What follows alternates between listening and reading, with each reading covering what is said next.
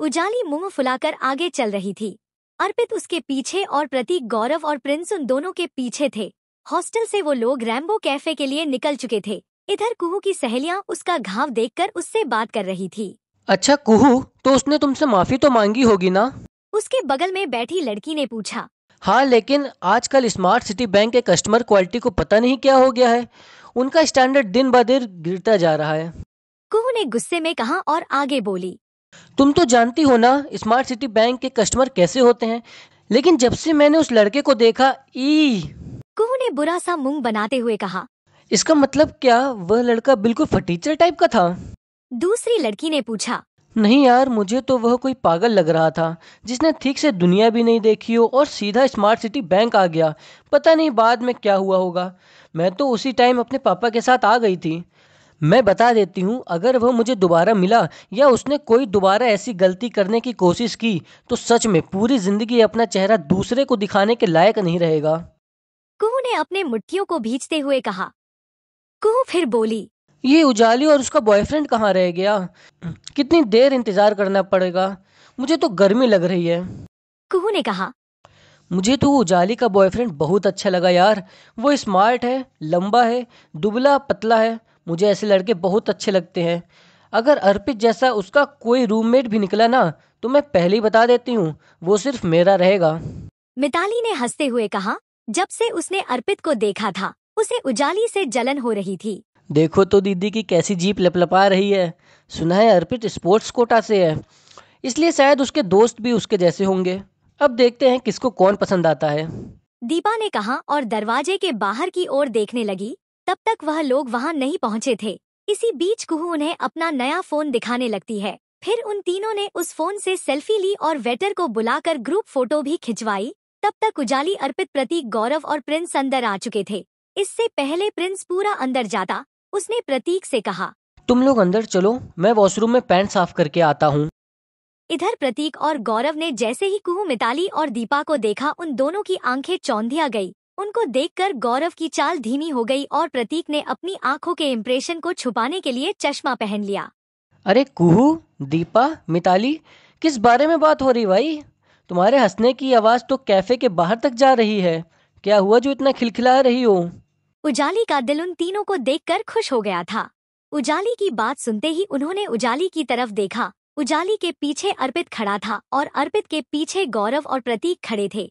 जैसी ही लड़कियों की नजर गौरव और प्रतीक पर पड़ी, उनका चेहरा लटक गया और वह तीनों अपने आप को ठगा सा महसूस कर रही थी। जैसी उम्मीद उन लोगों ने पाली थी, दोनों लड़के दूर दूर तक उसके आसपास भी नहीं थे। इस पर उन तीनों ने उनसे ऐसी नजर फेरी कि दोबारा देखने की हिम्मत नहीं की। उनकी ऐसी बुझी हुई शक्लें देखकर उजाली ने अर्पित को गुस्से से घूर कर देखा। अर्पित के पास सिवाय मुस्कुराने के अलावा और कोई चारा नहीं था। आज पहली बार उसे भी अपने दोस्तों पर शर्म आ रही थी। चलो चलो बैठते हैं। अर्पित ने सिचुएशन को थोड़ा नॉर्मल करने के लिए कहा और आगे बोला। प्रतीक, तुम दीपा के बगल में बैठ जाओ और गौरव, तुम मिताली के पास चले जाओ।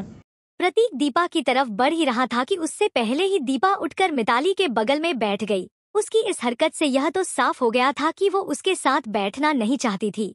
अर्पित को ये देखकर अपने दोस्तों के लिए बहुत बुरा लगा। उसने सोचा, इससे अच्छा तो खाने का प्रोग्राम कैंसिल ही कर देता। लेकिन अब जब वो आ ही गए थे और इसलिए खाना खाना भी जरूरी था। इधर दीपा और मिताली अपने अपने फोन निकालकर सोशल मीडिया चलाने लगी।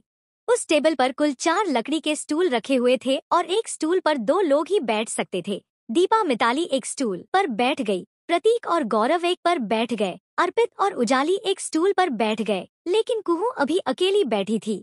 कुहू उन सब लड़कियों में सबसे सुंदर थी, साथ ही उसकी पसंद सबसे डिफरेंट थी। उसके पिता के पास खूब पैसा था, इसलिए वह ऐसी वैसी चीज पसंद नहीं करती थी। अरे यार, जल्दी से खाने को कुछ मंगवाओ, बहुत भूख लगी है।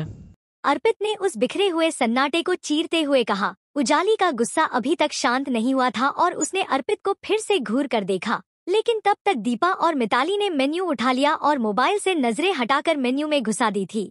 इतने में कुहू ने अपने बालों को सही करते हुए अर्पित से पूछा। अर्पित, उजाली तो बता रही थी तुम्हारे साथ 3 लड़के आने वाले थे, तो फिर तीसरा लड़का कहाँ है? कुहू ने जिस तरह से सवाल किया था, उसे सुनकर तो यही लग रहा था कि प्रतीक और गौरव को देख लेने के बाद भी उसे अभी थोड़ी सी उम्मीद बाकी थी। लेकिन उसे पता नहीं था कि वह तीसरा लड़का उसके लिए बम बनकर आने वाला था। वो तीसरा अभी बाथरूम गया हुआ है, बस आता ही होगा। अर्पित ने तुरंत जवाब देते हुए कहा। जैसे ही उसने अपनी बात खत्म की, उतनी ही देर में प्रिंस बाथरूम से निपटकर वहां आ गया था। अर्पित अपनी जगह से थोड़ा सा उठा और उसने प्रिंस की तरफ हाथ हिलाते हुए कहा। ओए प्रिंस, इधर आजा। जैसे ही कुहू, दीपा और मिताली ने अर्पित की आवाज सुनी, वह सभी प्रिंस की ओर देखने लगी। दीपा और मिताली को एक बार फिर से निराशा हाथ लगी। उसे देखते ही वो फिर से अपनी गर्दन नीचे करके मेन्यू देखने लगी। लेकिन कुहू ने जैसे ही प्रिंस को देखा, उसकी आंखें फटी की फटी रह गई। उसका मन तो कर रहा था कि वो टेबल पर अपना सिर दे मारे। इधर प्रिंस भी उसे देखते ही पहचान गया था। वह समझ गया था कि कुहू को उसे देखते ही नफरत हो गई थी। जब प्रिंस को कहीं और बैठने की जगह नहीं मिली तो वह आखिरकार कुहू के पास ही जाकर बैठ गया। कुहू ने जैसे ही उसे अपने पास बैठते हुए देखा तो वह उस छोटे से स्टूल में भी उससे जितनी दूर हो सकती थी उतनी दूर होकर बैठ गई और दीपा मिताली से फुसफुसाई। अब तुम लोग कहोगे कि मेरी जैसी लड़की की किस्मत इतनी खराब कैसे हो सकती है, लेकिन ये वही लड़का है जो मुझे स्मार्ट सिटी बैंक में मिला था। अरे बाप रे, ये वही लड़का है। इसको देखकर तो ऐसा लग रहा है कि इसने अभी भी वही कपड़े पहने हुए हैं जैसे तुमने इसे बैंक में पहने हुए देखा था। मिताली ने कहा और दोनों ही प्रिंस को ऊपर से नीचे तक देखने लगी। अरे तुम लोग ऐसे एक दूसरे के अंदर घुसकर आखिर किस बारे में बात कर रहे हो?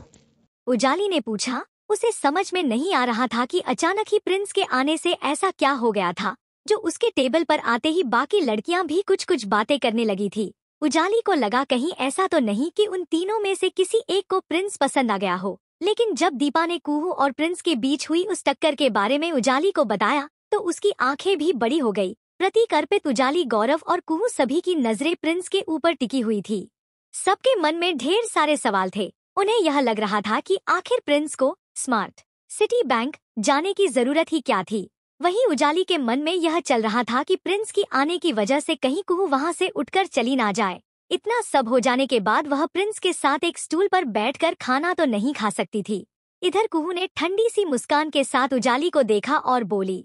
उजाली, तुम अपने बॉयफ्रेंड के साथ एंजॉय करो, मुझे थोड़ा सा काम है इसलिए मैं निकल रही हूँ। कुहू ने कहा और बिना किसी की इजाजत लिए वहां से उठ गई। उजाली ने कुहू को रोकने की कोशिश की लेकिन वह नहीं रुकी। उजाली का गुस्से भरा चेहरे देखकर अर्पित अपने आप को कोस रहा था कि वो इन लोगों को अपने साथ क्यों लेकर आया। प्रिंस जब देखा कि उसकी वजह से कुहू लगभग दरवाजे पर पहुंच गई थी तो वह जोर से बोला, रुको।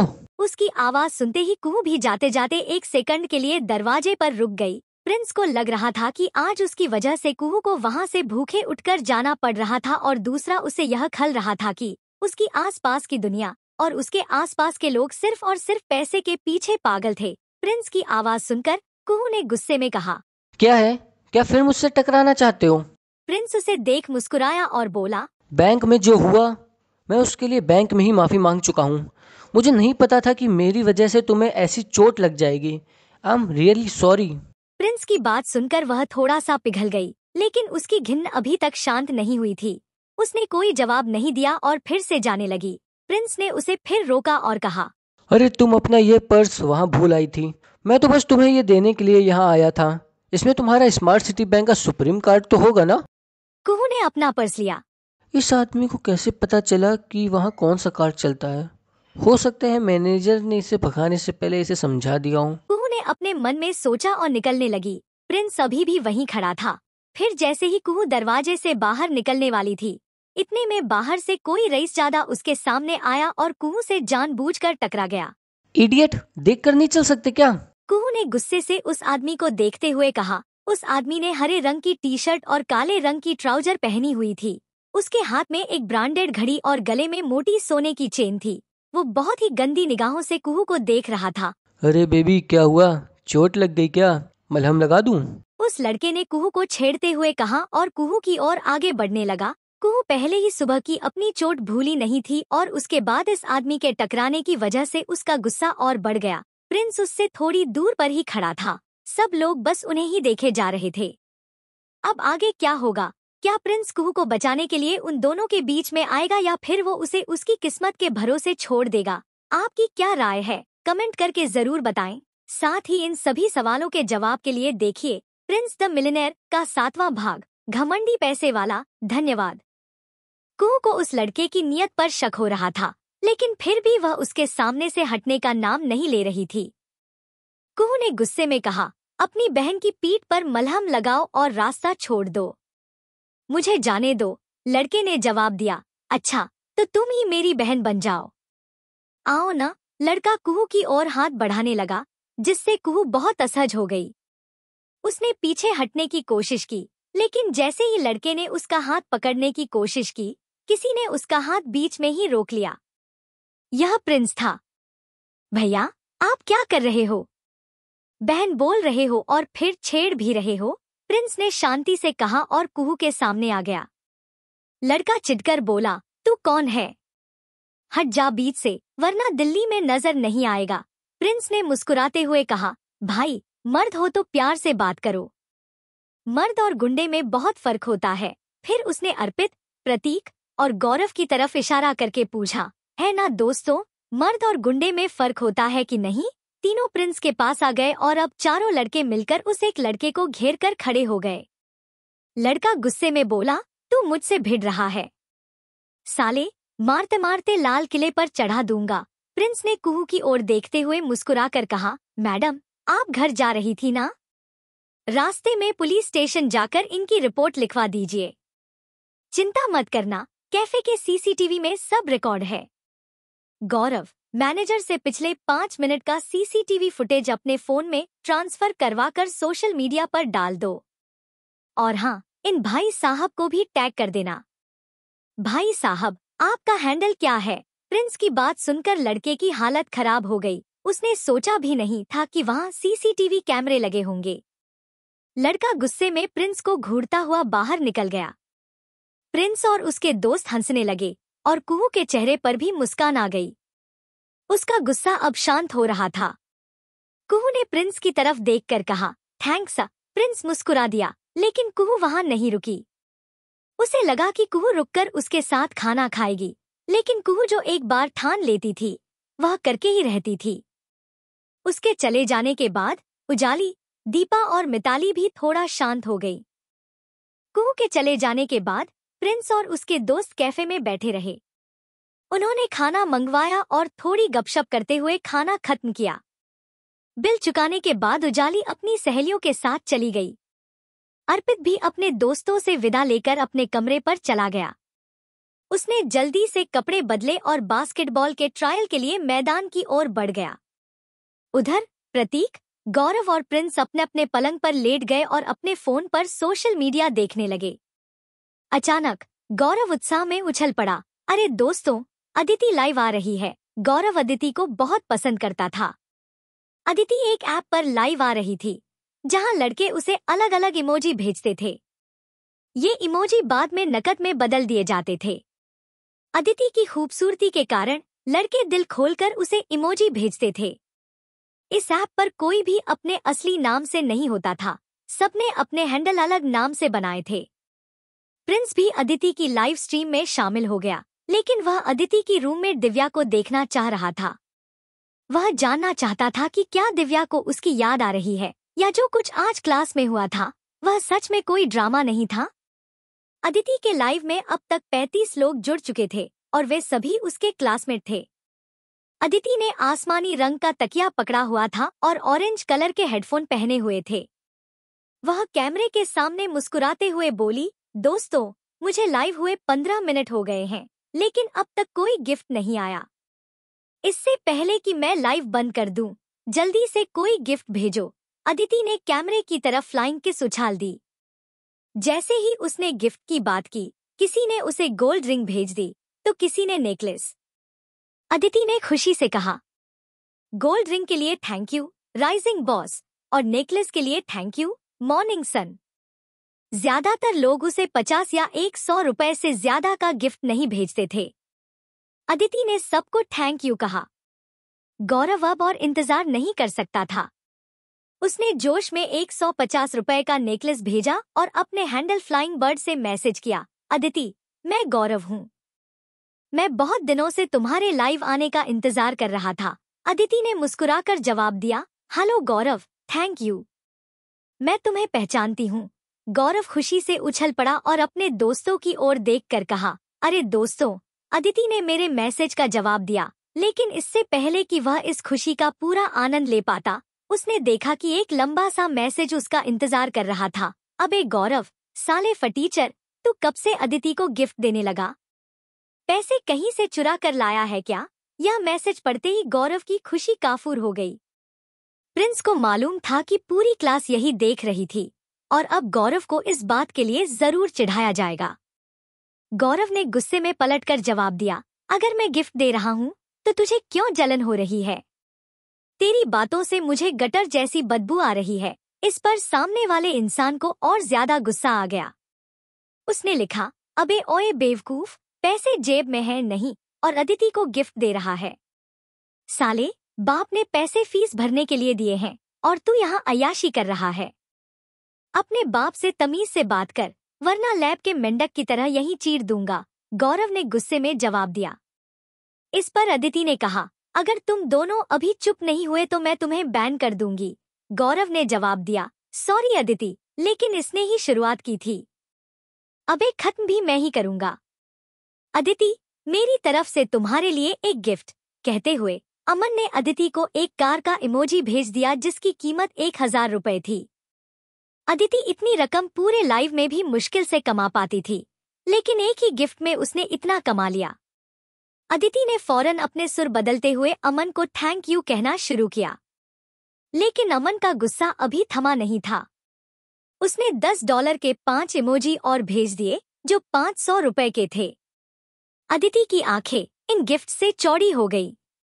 अमन, इतने सारे गिफ्ट्स के लिए बहुत बहुत थैंक यू। मैं सच में बहुत खुश हूँ, अदिति ने कहा और अमन की ओर एक फ्लाइंग किस उछाल दिया। ये देखकर गौरव को गुस्सा आ रहा था। उसके पास इतने पैसे नहीं थे, लेकिन वो अमन को सबक सिखाना चाहता था। अमन ने लिखा, सिर्फ थैंक यू से काम नहीं चलेगा, मुझे चैट बॉक्स का एडमिन बनाओ। अदिति ने उसे एडमिन बना दिया। एडमिन बनते ही अमन ने सबसे पहले गौरव को ब्लॉक कर दिया। ये देखकर गौरव और प्रिंस दोनों को बहुत बुरा लगा। अब बोल ना फटीचर, क्या हुआ, पलंग के नीचे छिप गया क्या? अमन ने लिखा और चश्मे वाला इमोजी भेज दिया। गौरव चाहकर भी अब कुछ नहीं लिख सकता था।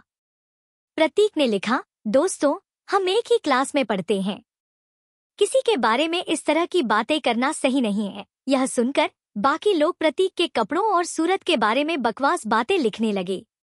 अमन ने उसे भी ब्लॉक कर दिया। गौरव और प्रतीक दोनों ही गुस्से से आग बबूला हो गए, लेकिन वे कुछ नहीं कर सकते थे। प्रिंस लेटे-लेटे उनके गुस्से को देख रहा था और साथ ही चैट रूम की सारी बातें भी पढ़ रहा था। तभी किसी ने कमेंट किया, अरे देखो, किसी ने चांद का इमोजी भेजा है। यह सुनते ही सब लोग शांत हो गए। चांद का इमोजी 10,000 रुपए का था। अदिति भी यह देखकर हैरान रह गई। इससे पहले कि वो कुछ कह पाती, 4 और चांद के इमोजी चैट बॉक्स में चमक गए। मुझे एडमिन बनाओ, चांद भेजने वाले ने लिखा। अदिति ने तुरंत अमन को एडमिन से हटाया और उस नए व्यक्ति को एडमिन बना दिया।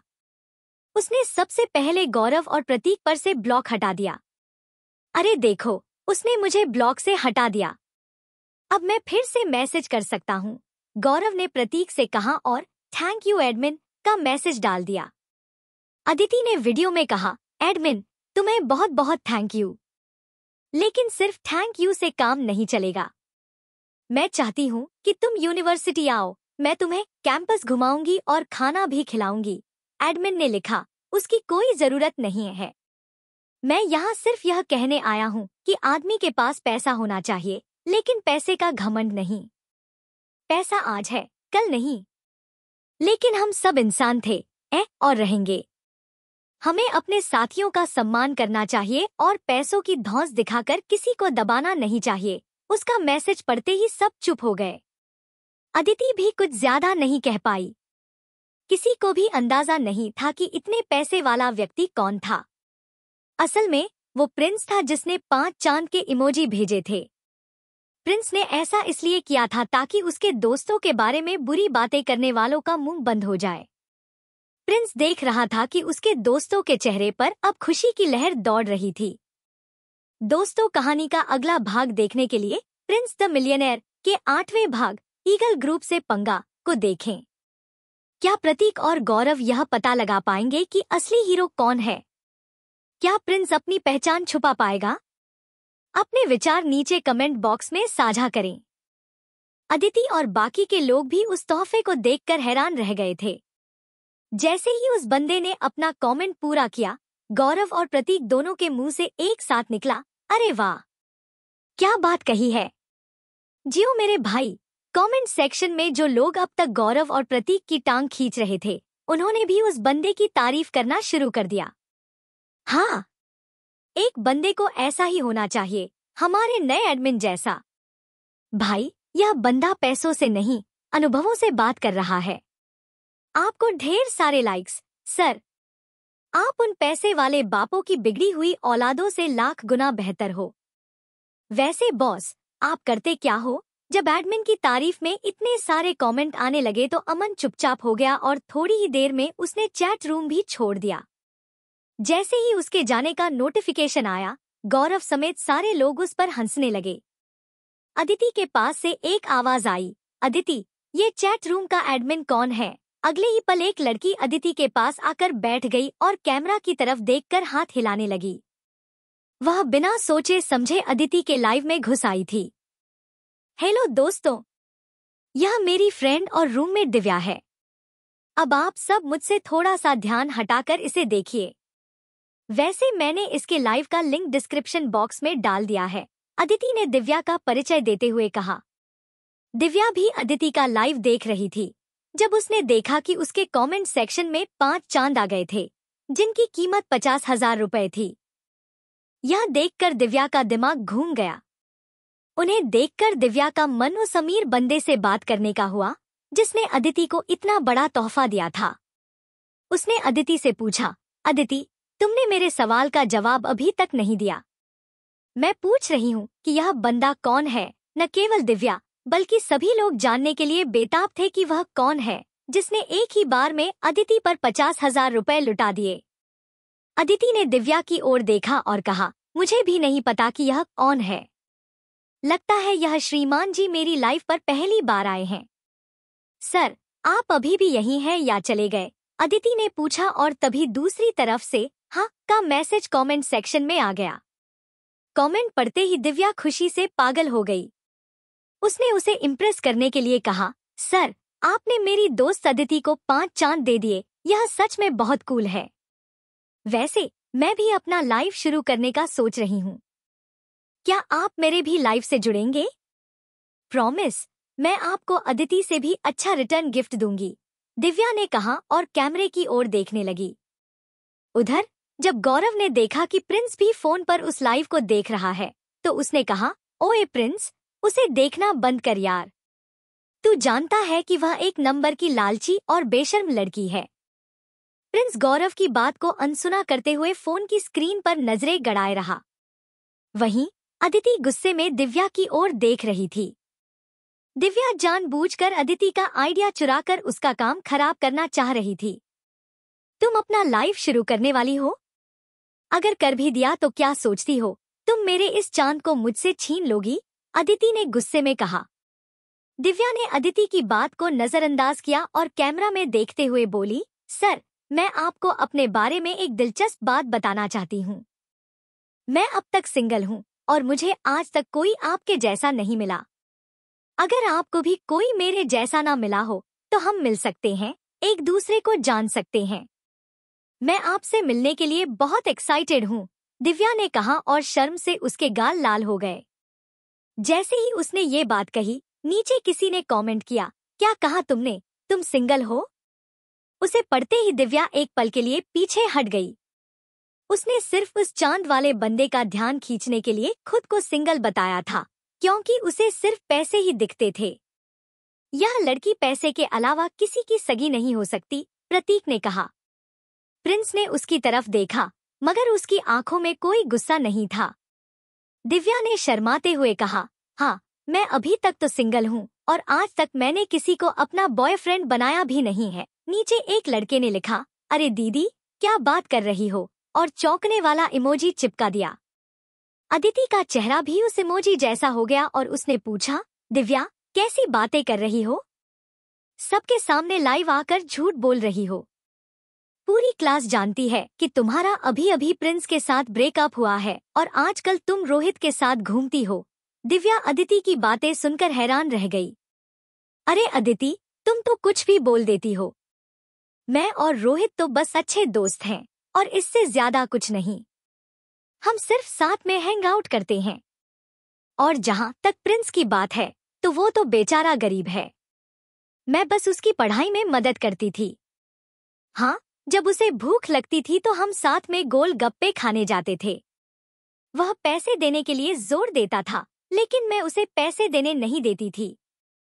अब तुम लोग सोच रहे हो कि मेरे और उसके बीच में कुछ चल रहा था, तो यह सब बकवास है। दिव्या ने झूठ बोलते हुए सफाई दी।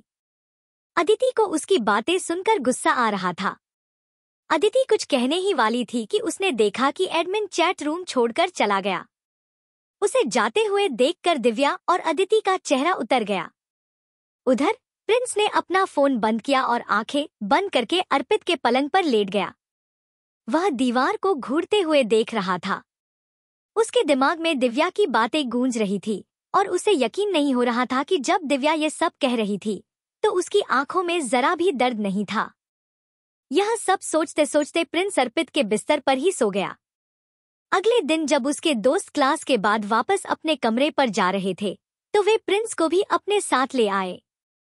रास्ते में प्रिंस अपना बैंक बैलेंस देख रहा था। कल जो 50,000 रुपए उसने खर्च किए थे, उसे लग रहा था कि उसने समंदर में से बस एक बूंद ही निकाली है। मेरी वार्डन से बात हो गई है। उन्होंने कहा है कि तुम जब चाहो तब फिर से शिफ्ट हो सकते हो। इसलिए हम आज ही तुम्हारा कमरा खाली करके सारा सामान यहाँ ले आएंगे, प्रतीक बोला। यार, तुम लोग सच में मेरी जान हो, प्रिंस ने कहा और प्रतीक और गौरव को गले लगा लिया।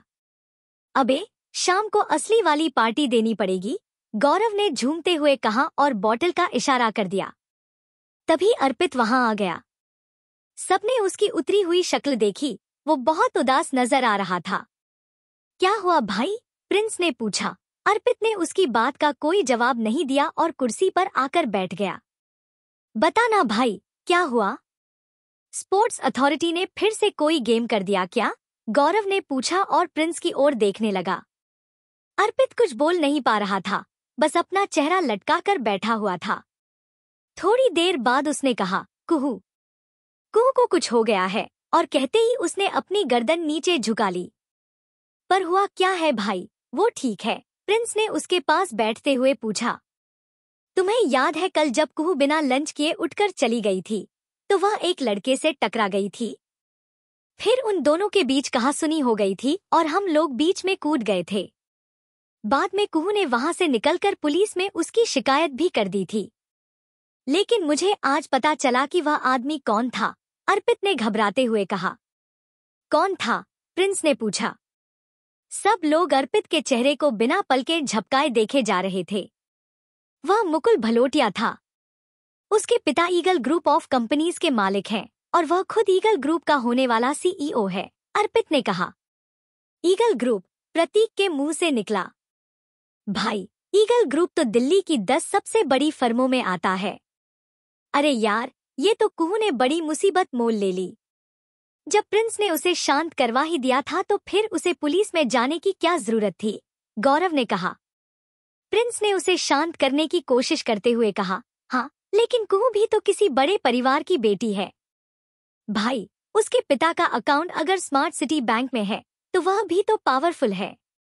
भाई, उसके पापा की कोकिला ग्रुप ऑफ कंपनीज नाम की फर्म बहुत बड़ी है, लेकिन ईगल ग्रुप के आगे वो लोग कुछ भी नहीं है। और मैंने तो यह भी सुना है कि ईगल ग्रुप और कोकिला ग्रुप के बीच में कुछ प्रोजेक्ट्स पर पार्टनरशिप चल रही थी।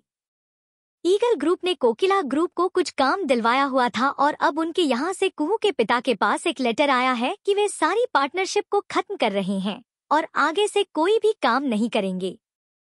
यह सुनते ही कुहू के पापा सकते में आ गए और उन्हें हार्ट अटैक पड़ते पड़ते बचा है, अर्पित ने कहा। प्रिंस उसकी बात सुनकर सोच में पड़ गया था। अभी उसके लिए कुछ ना कुछ करना जरूरी था। मारे गए भाई, मारे गए, गौरव अपने आप से बड़बड़ा रहा था। उसके बोलने के बीच में ही अर्पित का फोन बजने लगा। सब लोग उसके फोन की घंटी की आवाज सुनते ही शांत हो गए। आखिर किसका था वो फोन? कुहू की वजह से इन तीनों के ऊपर क्या संकट आने वाला था? और क्या प्रिंस कुहू और अपने दोस्तों को इस मुसीबत से बाहर निकाल पाएगा? जानने के लिए देखिए प्रिंस द मिलेनियर का पार्ट 9, पिंजरे में कुहू। प्रिंस के दोस्तों ने जब अर्पित का फोन देखा तो उजाली का कॉल आ रहा था। उसने थोड़ा सा हिचकिचाते हुए कॉल उठाया। हाँ बेबी, ठीक है, मैं अभी आता हूँ, अर्पित ने घबराते हुए कहा और फोन रख दिया। यार, कुहू को उसके पिता ने अभी थोड़ी देर पहले फोन किया था, अर्पित ने कहा।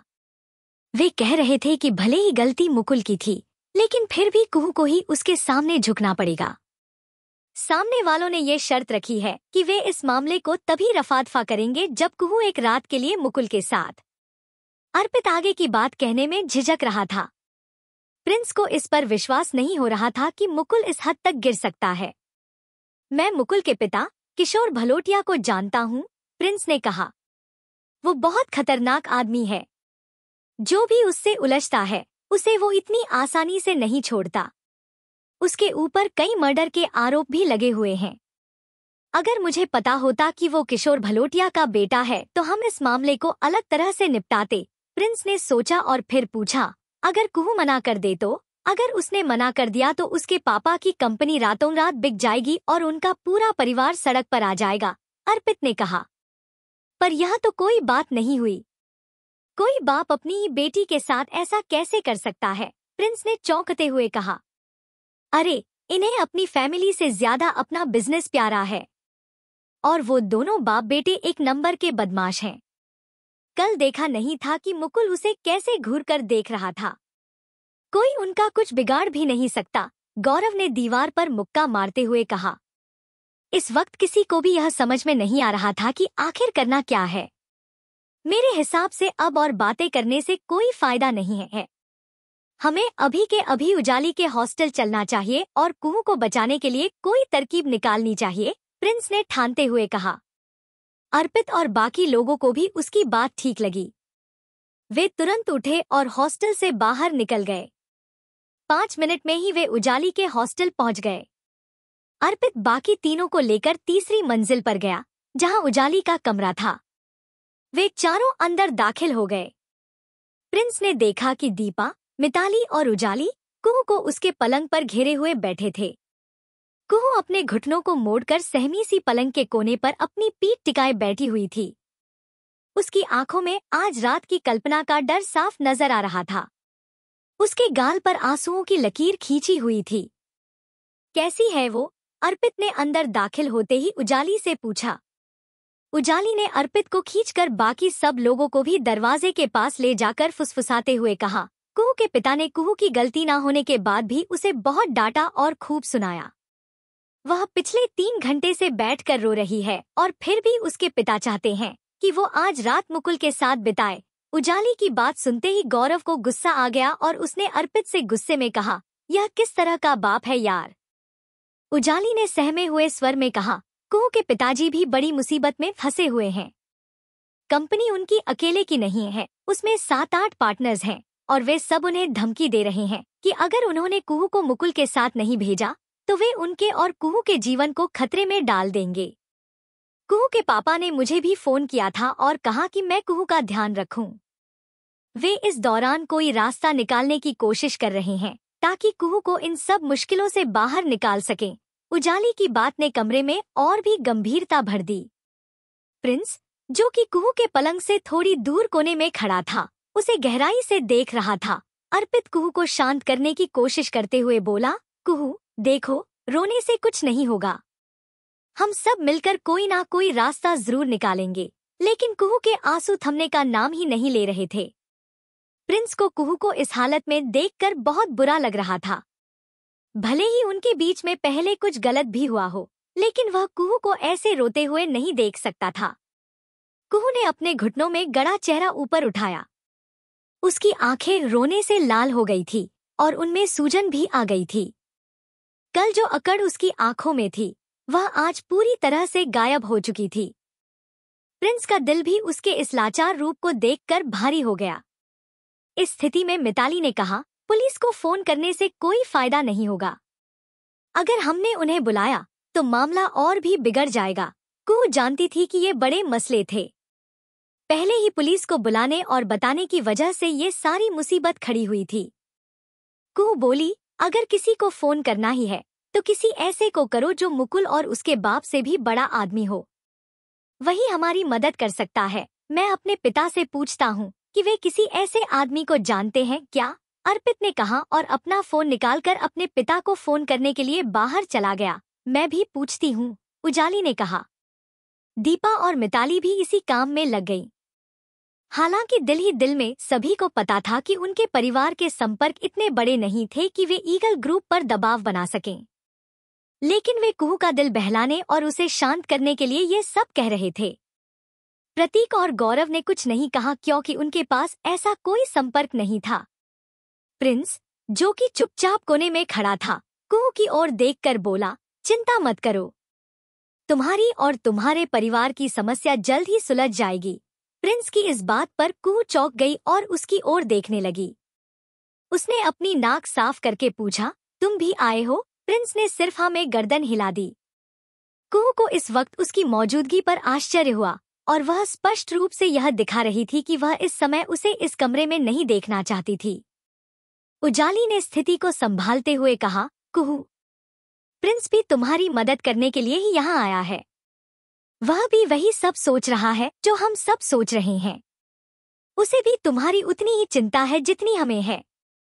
कुहू ने आंसुओं के बीच प्रिंस की ओर देखा और गुस्से में कहा, अच्छा, तुम्हें भी मेरी चिंता है?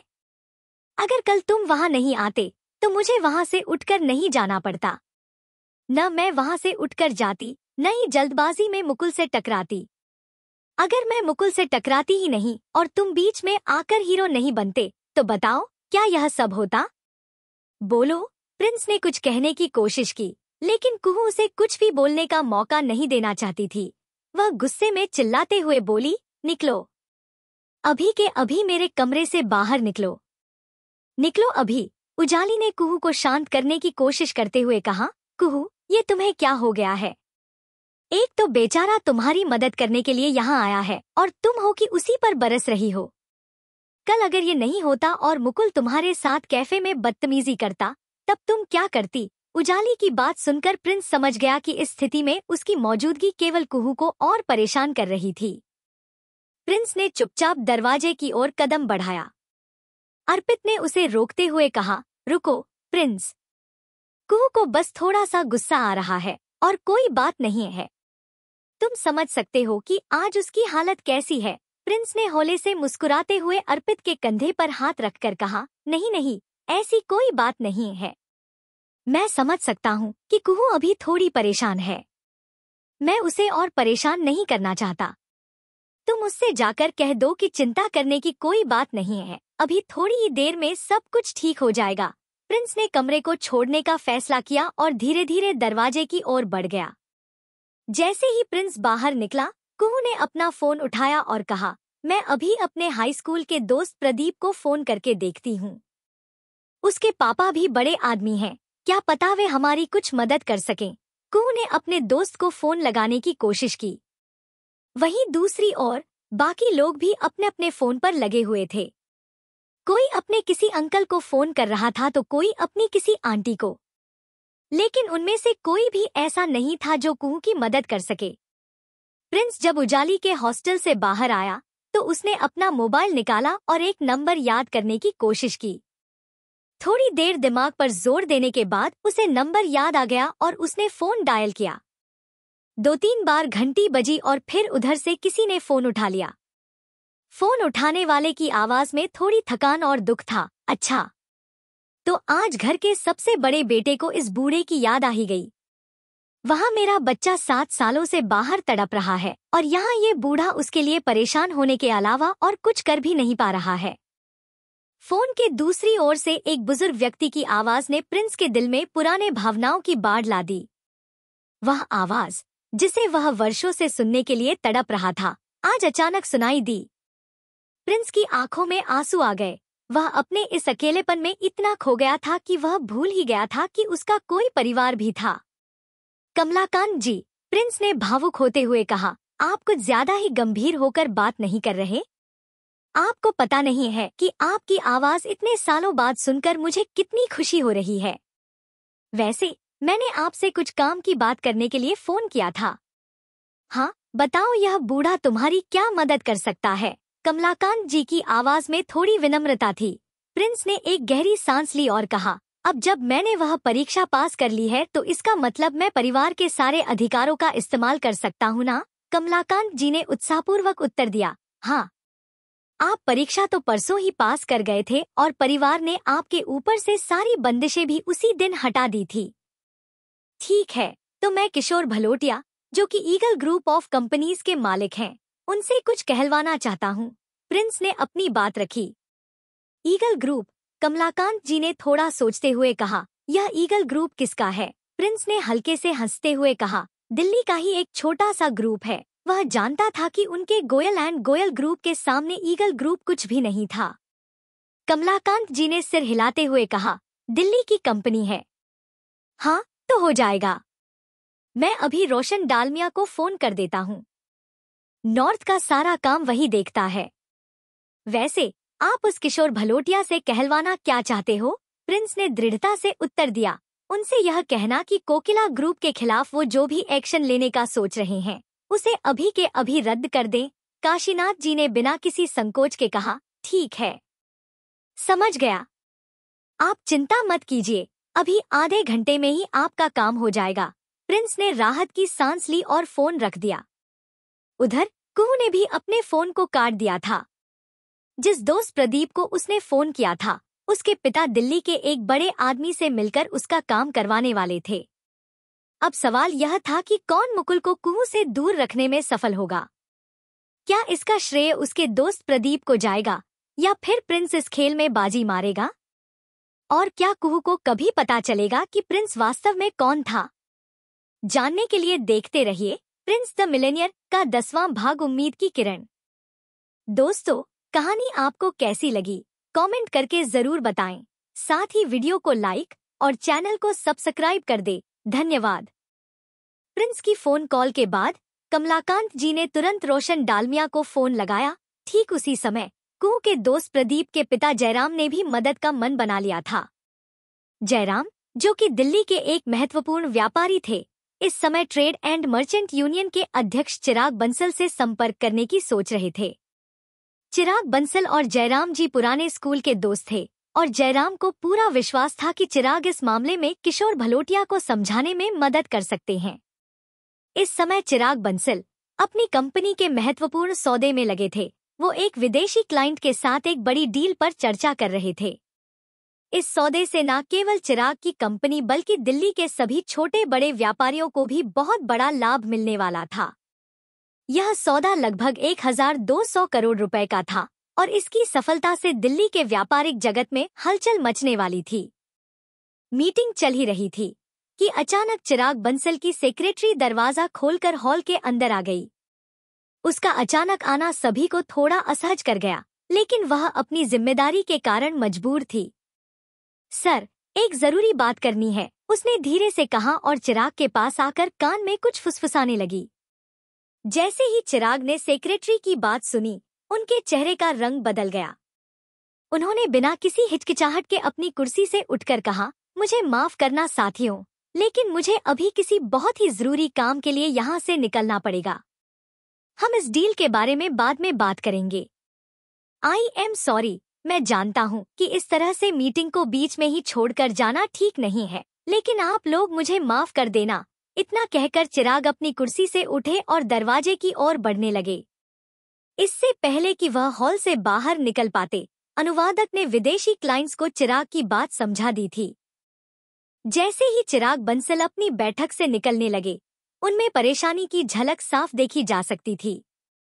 इधर अंग्रेजी क्लाइंट के अनुवादक ने प्रत्युत्तर में कहा, सर, अगर आप इस डील की बातचीत के बीच में ही उठकर चले जाते हैं तो हमें इस डील में अपनी भागीदारी पर पुनर्विचार करना पड़ सकता है। चिराग जी ने पीछे मुड़कर देखा और शांतिपूर्वक उत्तर दिया, मैं आपकी चिंता समझता हूँ, लेकिन मुझे इस समय इससे ज्यादा जरूरी काम में जाना ही होगा। मैं असुविधा के लिए माफी चाहता हूँ। बाकी आप जो भी निर्णय लेंगे मुझे स्वीकार होगा। इतना कहकर चिराग ने अपनी बात पूरी की और दरवाजे की ओर बढ़ गए। मीटिंग छोड़ने का कारण साफ था। चिराग की सेक्रेटरी ने कान में फुसफुसाकर बताया था कि रोशन डालमिया जी ने ईगल ग्रुप और कोकिला ग्रुप के बीच के विवाद को सुलझाने के लिए उन्हें फोन किया था। रोशन डालमिया का फोन चिराग बंसल के लिए किसी भी व्यापारिक सौदे से अधिक महत्वपूर्ण था। उनके लिए 1200 करोड़ रुपए की डील छोड़ना कठिन था, लेकिन चिराग जानते थे कि रोशन डालमिया की नाराजगी झेलने की बजाय वह एक वित्तीय नुकसान का सामना आसानी से कर सकते थे। यदि उन्होंने रोशन की बात को अनदेखा किया तो इससे उनकी प्रतिष्ठा पर गहरा असर पड़ता और व्यापारिक समुदाय में उनकी छवि धूमिल हो जाती। इसलिए चिराग ने उस पर तुरंत कार्यवाही करना उचित समझा। चिराग बंसल लिफ्ट से नीचे की मंजिल पर पहुंचकर जल्दी जल्दी अपनी गाड़ी की ओर बढ़ने लगे। उनकी सेक्रेटरी उनके पीछे पीछे चल रही थी। ठीक उसी समय प्रदीप के पिता जयराम भी चिराग के दफ्तर में पहुंच चुके थे। चिराग भाई, जयराम ने मुस्कुराते हुए आवाज दी, लेकिन चिराग ने उनकी ओर ध्यान नहीं दिया। जयराम को विश्वास था कि चिराग इस मामले में मदद कर सकते हैं, लेकिन चिराग ने उनकी बात सुनी ही नहीं। चिराग बंसल बिना पीछे देखे अपनी गाड़ी में बैठ गए और वहां से रवाना हो गए। दूसरी तरफ प्रिंस लाल किले की दीवार पर बैठा हुआ था। सूरज ढलने की बेला में वह आसपास के बाजार और घूमते हुए लोगों को देख रहा था। एक प्रेमी जोड़ा थोड़ी दूरी पर बैठा हुआ था और प्रिंस अपने अकेलेपन का अनुभव कर रहा था। तभी उसके फोन की घंटी बजी। उसने देखा फोन पर भारती का कॉल था। यह देखते ही प्रिंस को एक और उदासी ने घेर लिया, क्योंकि भारती उन लड़कियों में से थी जो उसके सीधेपन का अक्सर फायदा उठाती थी। भारती कॉलेज की चीयरलीडर टीम की लीडर थी, जिसमें प्रिंस उस टीम का अकेला मेल सदस्य था। हालांकि उसका काम चीयरलीडिंग से ज्यादा उनके सामान और कपड़े उठाना होता था। हेलो प्रिंस, अभी के अभी जेके मैदान में आ जाओ, भारती ने आदेश भरे स्वर में कहा। हाँ, पर हुआ क्या है? प्रिंस ने जवाब में पूछा। देखो, ज्यादा सवाल जवाब मत करो, जो कह रही हूँ वही करो, भारती ने तैश में कहा और फोन काट दिया। प्रिंस को भारती की आदतों पर कभी कभी हंसी आती थी। वह अक्सर गुस्से में रहती थी, लेकिन उसे चीयरलीडिंग टीम का लीडर बना दिया गया था, जिससे उसका घमंड और ज्यादा बढ़ गया था। इसलिए प्रिंस उसकी बातों को ज्यादा गंभीरता से नहीं लेता था। प्रिंस ने अपनी पैंट और हाथ साफ किए और जेके मैदान की ओर निकल पड़ा। थोड़ी ही देर बाद प्रिंस जेके मैदान में पहुंच गया और देखा कि वहां 5-6 सुंदर लड़कियां खड़ी थी। तभी भारती ने उसे अपने पास बुलाया। प्रिंस, इधर आओ। भारती लंबी और गंभीर दिखने वाली लड़की थी। उसकी आंखें थोड़ी डरावनी और हमेशा तनी हुई भौहें उसकी गर्ममिजाजी को जाहिर करती थी। भारती ने अपनी जेब से 100 रुपए का नोट निकालते हुए कहा, जाओ, मेरी सब साथियों के लिए पानी की बॉटल्स लेकर आओ। प्रिंस ने हंसते हुए जवाब दिया, अरे, ये तुम मुझे फोन पर नहीं बता सकती थी? अगर पहले बोल देती तो मैं वहीं से ही ले आता। भारती ने नाराज होते हुए कहा, अच्छा, तो अब तुम लीडर को जवाब भी दोगे? जिम्मेदारी नाम की भी कोई चीज होती है या नहीं? प्रिंस ने सोचा, भारती हमेशा गुस्से में क्यों रहती है और क्यों उसे ही अपना निशाना बनाती है। लेकिन प्रिंस को उसके गुस्से से डर नहीं लगता था। वह सिर्फ इसलिए उसके काम कर देता था ताकि उसका गुस्सा और न बढ़े। ठीक है, मैं ही जाकर लेकर आता हूँ। लेकिन ये आखिरी बार है, अगली बार से मैं नहीं। इससे पहले कि प्रिंस कुछ और कह पाता, भारती ने अपनी आंखें बड़ी बड़ी करके उसे डराने की कोशिश की। प्रिंस को मन ही मन हंसी आ गई और वह मुस्कुराते हुए वहां से चला गया। थोड़ी देर बाद प्रिंस वापस आया और 5 पानी की बॉटल्स उसने टेबल पर रख दी। सारी लड़कियां टेबल के पास आईं और पानी पीने लगी। इसके बाद भारती और बाकी सभी लड़कियां बास्केटबॉल कोर्ट पर प्रैक्टिस करने चली गईं। प्रिंस वहीं स्टैंड्स में बैठकर उन्हें देख रहा था। जब तक वे प्रैक्टिस कर रही थीं, प्रिंस को वहीं बैठना था। अगर उन्हें बीच में किसी चीज की जरूरत होती तो प्रिंस वह लाकर देता। तभी प्रिंस को पास से एक आवाज सुनाई दी, तुम भी वहां जाकर उनके साथ क्यों नहीं प्रैक्टिस करते? प्रिंस ने घूमकर देखा तो वह हैरान रह गया। उसके पास एक लड़की आकर बैठ गई थी। उसके बाल बहुत खूबसूरत थे और चेहरा गोल। उसकी आंखें भूरे रंग की थी। प्रिंस ने मुस्कुराते हुए कहा, हेलो। इससे पहले कि प्रिंस कुछ और कह पाता, उसने देखा कि उस लड़की के बगल में एक और लड़का आकर बैठ गया था। वह बास्केटबॉल खेलने वाले कपड़े पहने हुए था। उसने पहले प्रिंस को देखा, फिर उस लड़की को मुस्कुराते हुए बोला, हेलो, मेरा नाम विशाल है। मैं बास्केटबॉल टीम से हूँ। मेरी फैमिली बिजनेस में है और अभी हमने एक छोटी सी कंपनी शुरू की है जिसका सालाना टर्नओवर 200 करोड़ रुपए का है। विशाल की बात सुनकर प्रिंस को हंसी आ गई। उसे बहुत मजाकिया लगा कि विशाल ने अपने परिचय में कंपनी का टर्नओवर बताना जरूरी समझा। विशाल दिखने में भी काफी हैंडसम था, इसलिए आमतौर पर लड़कियां उसे पसंद कर लेती थी। लेकिन यहाँ मामला अलग था। उस लड़की ने उसे और उसके हाथ को देखा, लेकिन हाथ मिलाने के बजाय उसने सिर्फ मुस्कुराते हुए कहा, मेरा नाम आन्या है, मैं भारती की दोस्त हूँ। आन्या के हाथ न मिलाने पर विशाल थोड़ा सा झिझक गया और उसने अपना हाथ पीछे खींच लिया। अपनी शर्म छुपाने के लिए उसने आन्या की ओर मुस्कुराते हुए कहा, आन्या, यह काफी अच्छा नाम है। आन्या, भारती तो अभी प्रैक्टिस में व्यस्त है और उसे थोड़ा समय लगेगा, इसलिए वह अभी तुमसे बात नहीं कर पाएगी। फिर विशाल ने अपने बालों में हाथ फेरते हुए कहा, अगर तुम चाहो तो मैं तुम्हें एक वॉक पर ले जा सकता हूँ। मैं तुम्हें प्लेग्राउंड भी दिखा दूंगा और हम कुछ बातें भी कर लेंगे। मुझे लड़कियों से बात करना बहुत पसंद है। आन्या ने मुरझाई सी मुस्कान के साथ कहा, नहीं, सॉरी, मैं यहीं ठीक हूँ। उसकी इस मुस्कान ने विशाल के सारे अरमानों पर पानी फेर दिया था। विशाल शर्मिंदा महसूस कर रहा था, लेकिन आन्या इतनी सुंदर थी कि वह उसे इतनी आसानी से जाने नहीं देना चाहता था। वह चाहता था कि आन्या उसके साथ टहलने जाए, लेकिन इससे पहले कि वह किसी तरह आन्या को मना पाता, उसकी टीम के एक साथी ने उसे बुला लिया और उसे वहां से जाना पड़ा।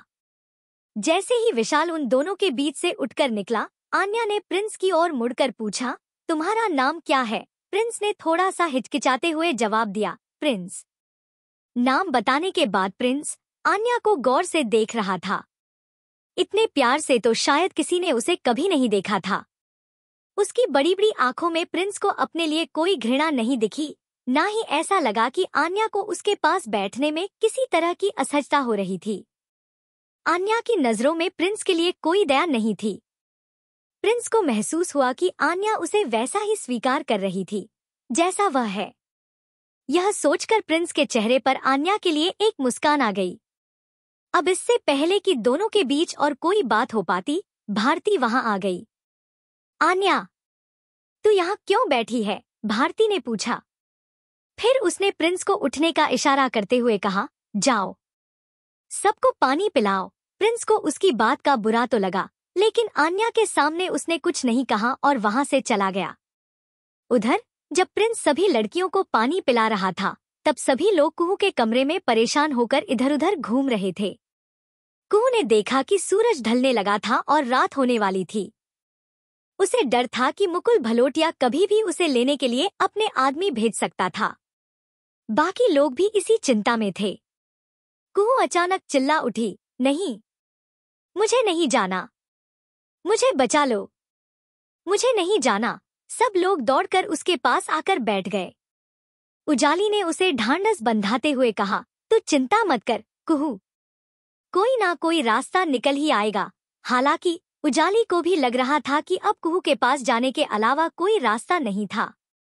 सब लोग एक के बाद एक फोन करने के बाद उम्मीद छोड़ बैठे थे। तभी कुहू के फोन पर उसके पिताजी का कॉल आया। कुहू ने फोन उठाया। उधर से उसके पिता ने कुछ कहा, जिससे कुहू चौंक गई और बोली, व्हाट? कुहू का मुंह खुला का खुला रह गया था। आखिर ऐसा क्या कहा था उसके पिताजी ने? क्या उसका मामला सुलझ गया था, या फिर मुकुल के आदमी उसे लेने के लिए आ रहे थे? दोस्तों, आगे क्या हुआ यह जानने के लिए देखिए प्रिंस द मिलियन का 11वां भाग, प्रिंस की बेइज्जती।